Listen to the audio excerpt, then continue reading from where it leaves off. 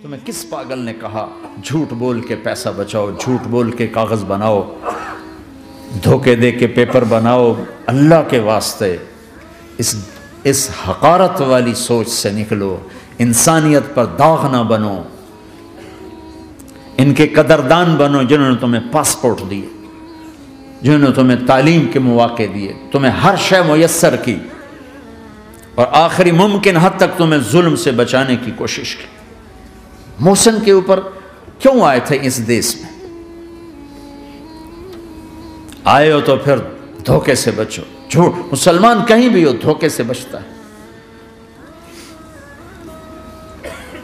کیا اپنے پیٹ سے کپڑا اٹھانا کہ حرم بیت اللہ کے اندر جیبیں کٹتی، بیت اللہ کے اندر جیبیں کٹتی، اور حاجی بیچارہ کتنی دفعہ فریادیں کرتے ہوئے نظر آئے کہ جیب کٹ گئی، جیب کٹ گئی، بیت اللہ کے اندر، مسجد نبوی کے اندر۔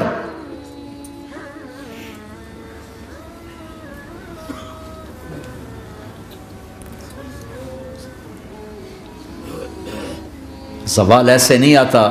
3 کام جو کرے گا کبھی عزت نہ دیکھے گا، 3 کام جو کرے گا کبھی عزت نہ دیکھے گا، 3 کام جو کرے گا کبھی عزت نہ دیکھے گا، اور 3 کام جو کرے گا کبھی ذلت نہ دیکھے گا، 3 کام جو کرے گا کبھی ذلت نہ دیکھے گا، 3 کام جو کرے گا کبھی ذلت نہ دیکھے گا۔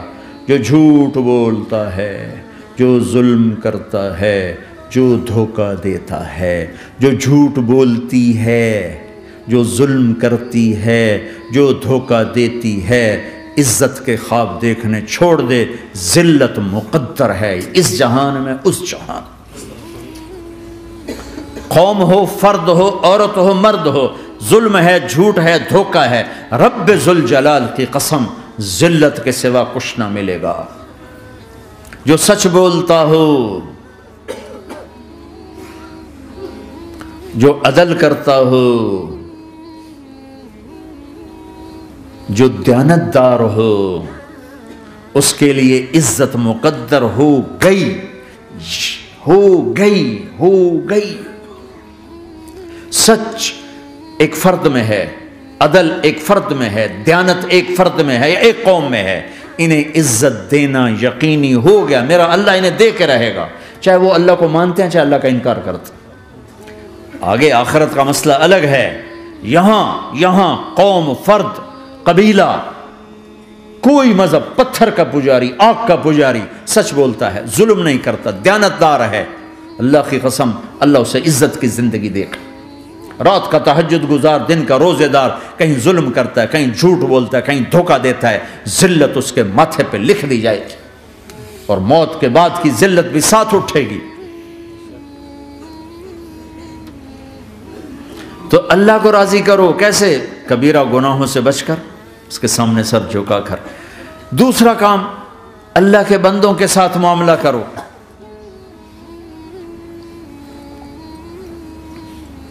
سارا معاملہ 2 حدیثوں میں بتا دیتا ہوں، 2 حدیثوں، کہ یہ 2 کام کر لو، ساری دنیا کے محبوب بن جاؤ گے، تمہارے گھر جنت بن جائیں گے، میاں بیوی میں محبت قائم ہو جائے گی، ساس بہو میں محبت ہو جائے گی، باپ بیٹے میں محبت ہو جائے گی، ماں بیٹی میں محبت ہو جائے گی، بھائی بھائی میں محبت ہو جائے گی۔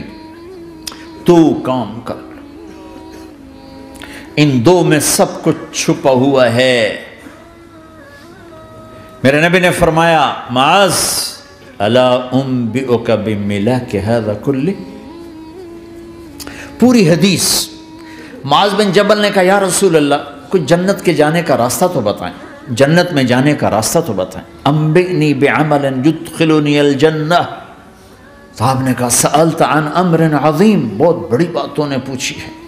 تقیم الصلاة المکتوبہ، تؤدی الصلاة المفروضہ، وتصوم رمضان، وتحج البیت۔ معاذ، نماز پڑھنا، روزہ رکھنا، زکوٰۃ دینا اور حج کرنا۔ پھر آپ نے فرمایا، ان شئت انبأتک بابواب الجنت، اب اگر تو چاہے تو کچھ اور بتاؤں، جنت کے دروازے بتاؤں؟ کہ جی بتائیں۔ کہ الصوم جنہ، روزہ جہنم اور تیرے درمیان بیچ میں رکاوٹ بن جائے گا۔ الصدقۃ تطفئ الخطیہ، چھپ چھپ کے اللہ کے نام پہ دینا تیرے گناہوں کو دھو دے گا، پاک کر دے گا۔ وَقِيَامُ الرَّجُلِ فِي جَوْفِ اللَّيْلِ ابْتِغَاءَ وَجْهِ اللَّهِ، اور رات کے اندھیرے میں کھڑے ہو کر اللہ سے باتیں کرنا۔ 2 نفل ہی پڑھ لیا کرو، کسی مرد عورت کا رات کے اندھیرے میں کھڑے ہو کے۔ پھر آپ نے کہا معاذ الا انبئک براس الامر وعمودہ وذروۃ سنامہ وبملاک ھذا کلہ، اے معاذ میں تمہیں اب سارے دین کا خلاصہ بتاؤں، سارے دین کا سرا بتاؤں، ستون بتاؤں، ایک روایت کے مطابق ستون بتاؤں، آخری چیز بتاؤں، آخری چیز بتاؤں۔ کہا جی ما ہوا جی، تو مجھے دیکھنا سارے بھائی۔ تو آپ نے اپنی زبان نکالی اور اسے یوں پکڑا،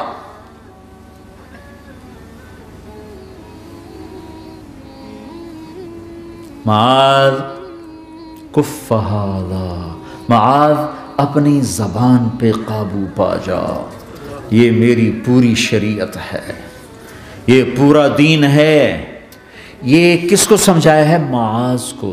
کیسے سمجھایا؟ جیسے چھوٹے بچے کو سمجھاتے ہیں، ایکشن کر کے۔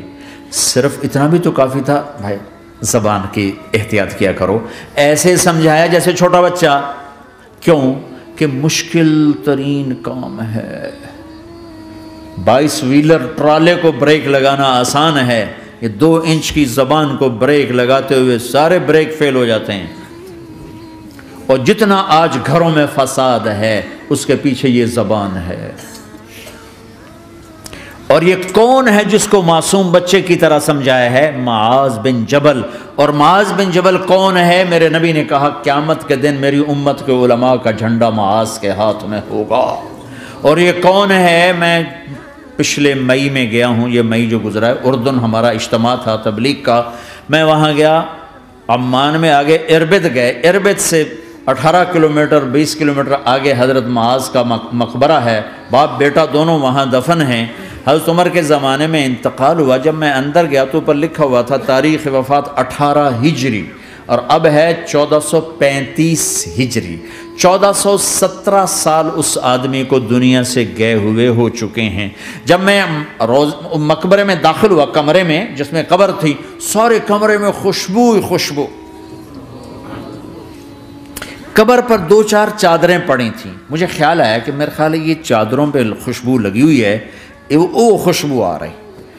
اس وقت میں فاتحہ پڑھ کے واپس چلا گیا، جا کے نماز پڑھی، مسجد قریب تھی، مغرب کی نماز پڑھ کے پھر دوبارہ آیا۔ پھر میں کھڑا ہو کے سوچ رہا ہوں یہ کیسی خوشبو ہے۔ تو ایک آدمی میرے پاس کھڑا تھا، میں وہ ایسے کر کے نا چادریں سونگھنے کی، شاید یہ چادروں میں خوشبو لگی ہوئی ہے۔ ایک آدمی میرے پاس کہنے لگا جناب یہ خوشبو چادروں میں نہیں ہے، یہ اس قبر والے کی ہے خوشبو، یہ 24 گھنٹے آتی رہتی ہے، 24 گھنٹے۔ پھر میں نے فزیکلی ایک ایک چادر کو سونگا، کسی ایک چادر میں کوئی خوشبو نہیں تھی۔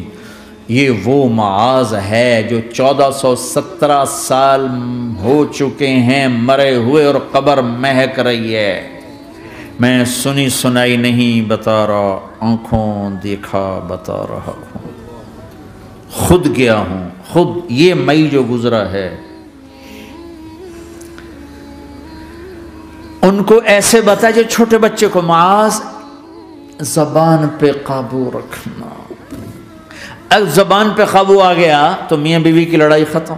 اگر یہ تو ہو نہیں سکتا کہ اونچ نیچ نہ ہو، کبھی خامن تیز ہوگا تو بیوی زبان پہ قابو پا لے، کبھی بیوی تیز ہوگی خامن زبان پہ قابو پا لے۔ اگر دونوں ہی سیکھ گئے تو ان کا گھر جنت بن جائے گا۔ کبھی ساس اکھڑے گی تو بہو چپ کر جائے، کبھی بہو اکھڑے گی تو ساس چپ کر جائے، کبھی باپ اکھڑے گا تو بیٹا چپ کر جائے، کبھی بیٹا اکھڑے گا تو باپ چپ کر جائے، دعویٰ نہ کرے کہ میں باپ ہوں میرے آگے بولتا ہے۔ انسان انسان ہے، خطا ہوتی ہے۔ اگر آپ بھائی یہ پیچھے نیچے مستورات بھی ہیں، اپنی زبان پہ قابو پانا سیکھ لیں۔ کسی کو دکھ دینے والا بول نہ بولے۔ المسلم من سلم المسلمون من لسانہ و یدہ، آپ نے فرمایا مسلمان ہے ہی وہ، مسلمان ہے ہی وہ جو ہاتھ اور زبان سے کسی کو دکھ نہ پہنچائے۔ آپ نے کہا واللہ لا یؤمن واللہ لا یؤمن